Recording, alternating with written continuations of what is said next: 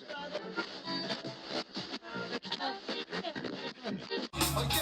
y'all. Yes, y'all. I'm old school, but I keep it funky fresh, y'all. And this is deep, y'all. I'm from the deep, y'all. And what you get is what you motherfucking see.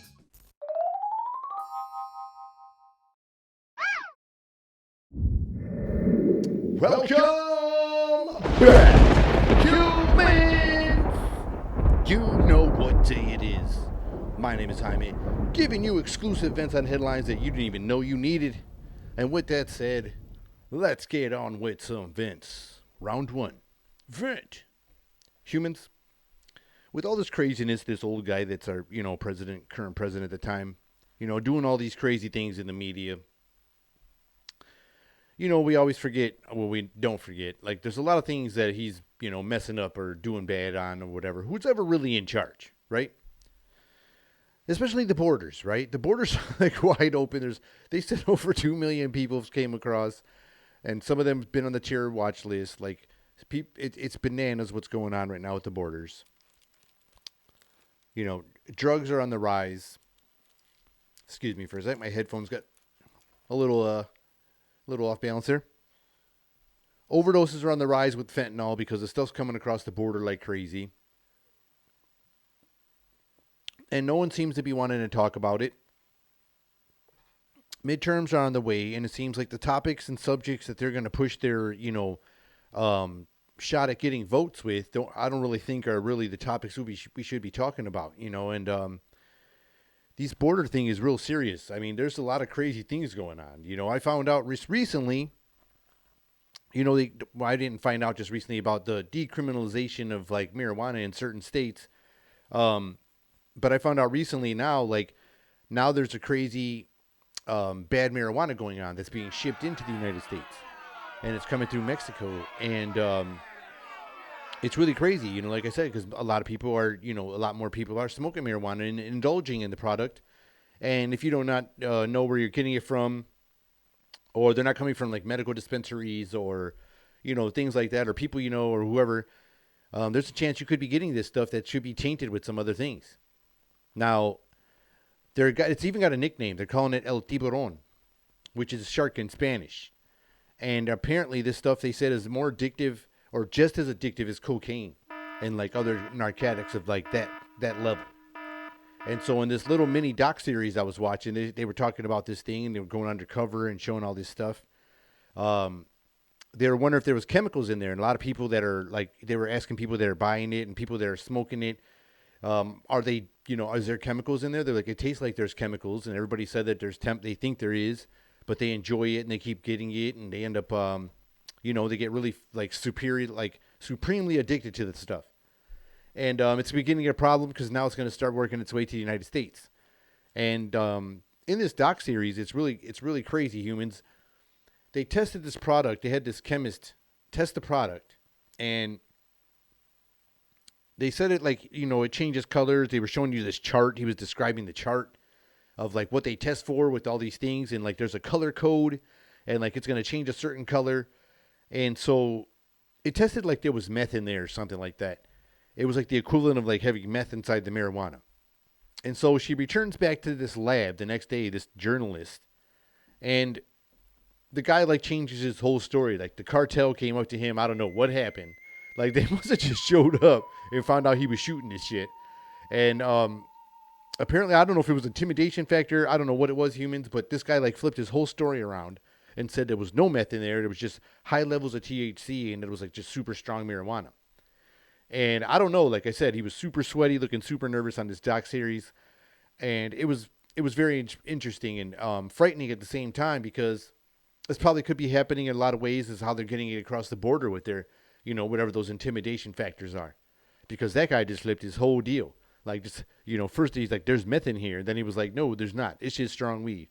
And so, like, the cartels want to, maintain this mystery of whatever these chemicals are in this product, because they seem to be the only ones generating it. And I don't know, a lot of people claim, even people that were dealers, some of the cartel members, probably, I don't know if they're still alive. I hope you guys are safe. Maybe not. I don't know. Maybe, or in jail. Who knows what happened. But after that documentary, they were saying things like, there's definitely some chemicals in there, but they're just not allowed to tell you what it is. because they'll probably get killed. But it's bananas, humans. This border's just, like I said, it's just a fucking swinging door.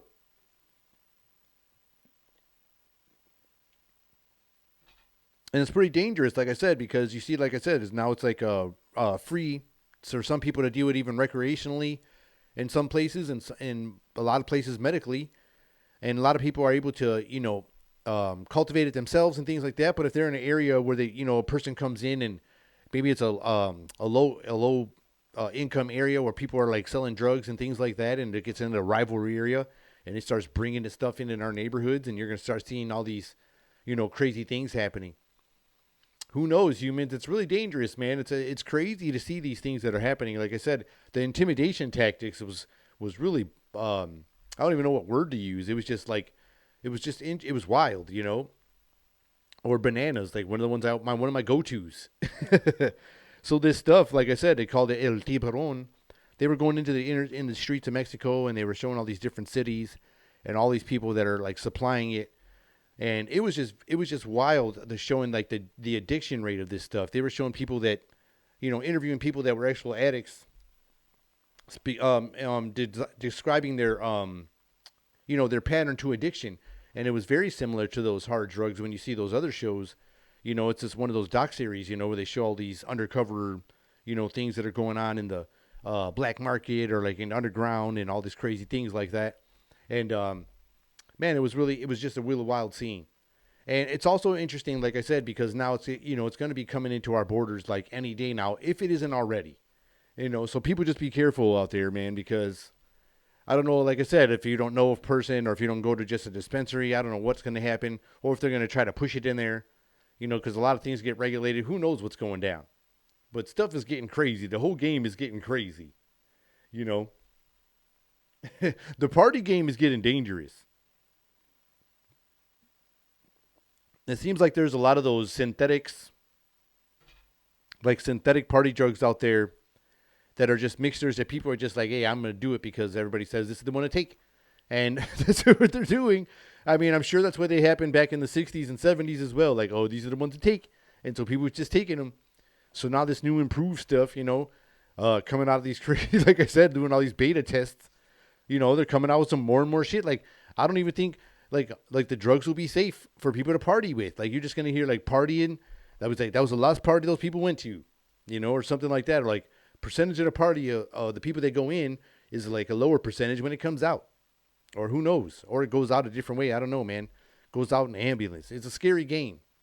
And people should pay attention and be aware of this. Like I said, because our borders are just wide open.